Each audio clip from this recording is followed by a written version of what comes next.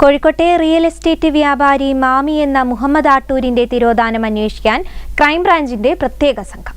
സംസ്ഥാന പോലീസ് മേധാവിയുടെ നിർദ്ദേശപ്രകാരം അന്വേഷണത്തിന് പ്രത്യേക സംഘത്തെ രൂപീകരിച്ചു. Crime branch Kozhikode range IG P പ്രകാശിന്റെ മേൽനോട്ടത്തിലാണ് സംഘം പ്രവർത്തിക്കുക. കോഴിക്കോട്ടെ റിയൽ എസ്റ്റേറ്റ് വ്യാപാരി മാമി എന്ന മുഹമ്മദ് ആട്ടൂരിന്റെ തിരോധാനം അന്വേഷിക്കാൻ ക്രൈംബ്രാഞ്ചിന്റെ പ്രത്യേക സംഘത്തിന് രൂപം നൽകി. പ്രത്യേക അന്വേഷണ സംഘം രൂപീകരിക്കാൻ ക്രൈംബ്രാഞ്ച് ADGPക്ക് സംസ്ഥാന പോലീസ് മേധാവി നിർദ്ദേശം നൽകിയിരുന്നു. ഇതനുസരിച്ചാണ് പ്രത്യേക സംഘം രൂപീകരിച്ചത്. Crime branch Kozhikode range IG P പ്രകാശിന്റെ മേൽനോട്ടത്തിലാണ് സംഘം പ്രവർത്തിക്കുക.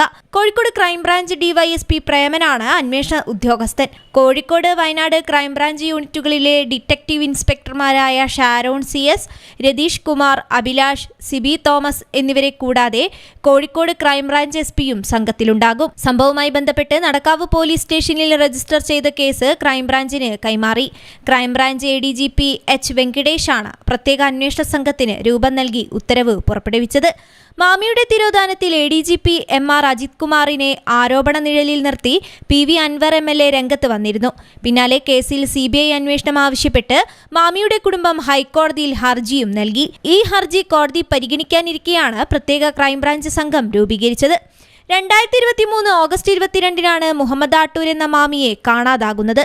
നടക്കാവ് പോലീസും പിന്നീട് പ്രത്യേക സംഘവും കേസ് അന്വേഷിച്ചെങ്കിലും മാമിയെ കണ്ടെത്താൻ കഴിഞ്ഞിരുന്നില്ല. തെളിവും ലഭിച്ചില്ല.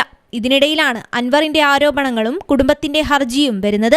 കേസ് CBIക്ക് കൈമാറാൻ മലപ്പുറം ജില്ലാ പോലീസ് മേധാവി S ശശിധരനും ശുപാർശ നൽകിയിരുന്നു. കുടുംബത്തിന്റെ അഭ്യർത്ഥന മാനിച്ചായിരുന്നു SP-യുടെ നടപടി. News desk, Kozhikode vision.